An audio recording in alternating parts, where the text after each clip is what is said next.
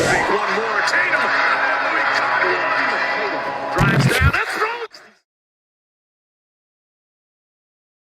What's going on, everyone? Welcome back to another Celtics Central video.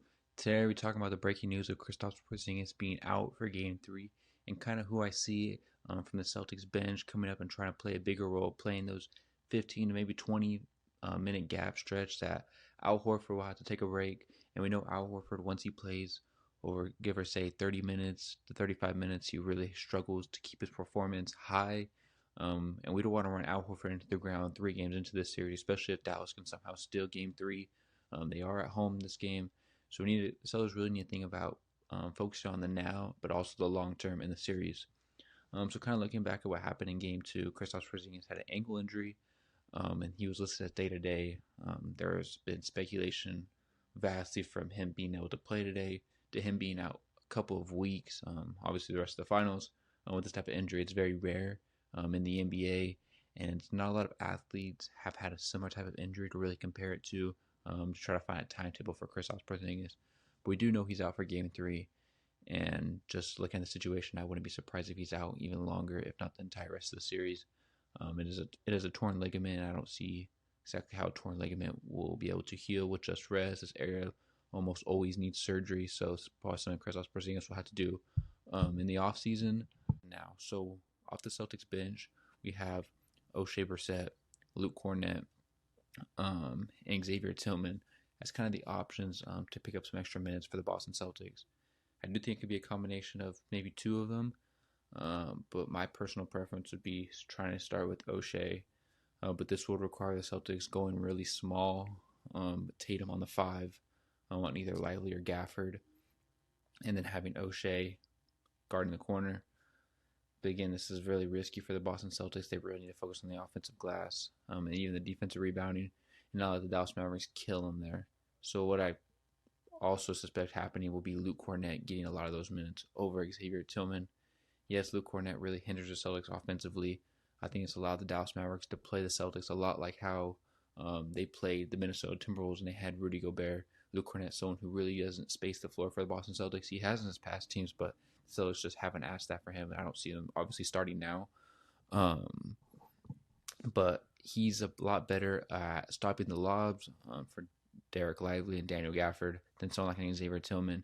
Xavier Tillman can be better on the perimeter, and I do see the Dallas Mavericks really attacking Luke Kornet. But that's someone that Joe Mazzulla has looked to come off his bench almost every time when there's been an injury to Kristaps Porzingis throughout the year. So I wouldn't expect that to change now, especially in Game 3. I think that's who Joe Mazzulla goes to first to kind of see how the Dallas Mavericks respond when Luke Kornet is out there. And I really think you have to, honestly, like Drew Holiday said, pray, because the Boston Celtics will be at a big disadvantage when Luke Kornet's in the game. I don't think either of the 3 guys that I named have a lot of strengths compared to their weaknesses against this Dallas Mavericks team. The Dallas Mavericks are a really, really good team. They haven't played their best the first 2 games, neither the Boston Celtics, however, in Game 2. But O'Shea Brissett really struggles to space the floor on offense. He's a great offensive rebounder, get up on all types of rebounds, and he's a pretty good defender. But against someone like a Kyrie Irving, Luka Doncic, I mean, there's no defense that's really going to stop them. It's mostly their own mental that's really hindering them on each offensive possession. Luke Kornet, again, like he can't space the floor, have to run a lot of pick and rolls with him.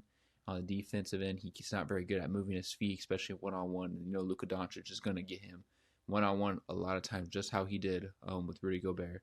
But again, the Boston Celtics have Al Horford. Luka Doncic does the same thing. So again, this is a scary game. Luka Doncic have already been going absolutely berserk in this series. I wouldn't be surprised if he goes for 40 tonight at least, especially with Kyrie Irving too. Luke Kornet stands 0 chance against Kyrie Irving with the speed and just the finishing capability. It's going to be a long day for Luke Kornet. Xavier Tillman, however, he just really struggles on, I would say, rebounding and especially stopping the lobs. He's a little bit smaller. He's better on the perimeter than Luke Kornet for sure, but he just needs to be a little more physical as well. And on the offensive end, he can space the floor, but I don't know if I really want to trust Xavier Tillman spacing the floor. I think Dallas Mavericks will live with him making a few threes, just how the Boston Celtics have been doing with P.J. Washington and Derek Jones. It's something you had to live with, same with Maxi Kleber. So my personal preference would be mixing a little bit of O'Shea and then also a little bit of Luke Kornet in there as well. And if Luke Kornet cannot be sustainable, bring in Xavier Tillman, But I think O'Shea Brissett could really bring a good dynamic to the game, especially when they try to bring someone. Maybe like a Tim Hardaway comes off the bench again in this game. We didn't see him in game 2, but I wouldn't be surprised if he comes in.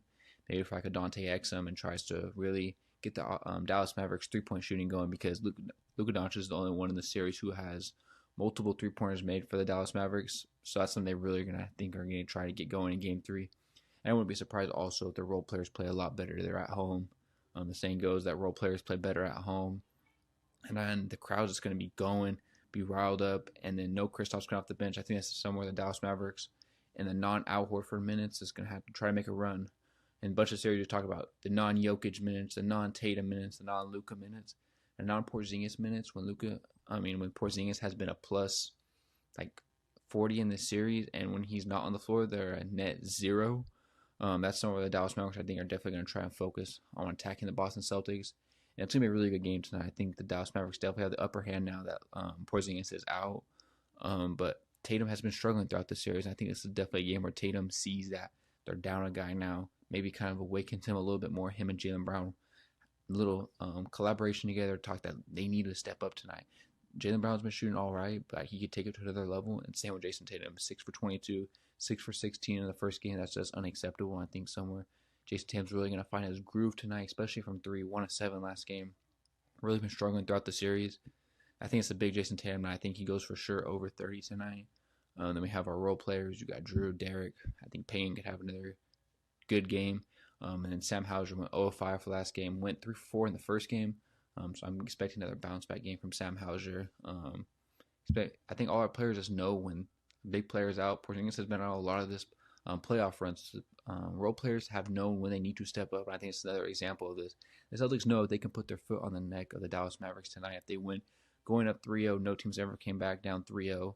I think the Celtics will come out very aggressive, and so with the Dallas Mavericks, knowing that if they lose, the series is basically over. I think it's going to be a complete dogfight tonight. Come down to the fourth quarter, probably the last 5 minutes of the game, even tighter than it was last game. And we'll see who comes out on top. Let me know what you guys think down in the comment section down below. Peace.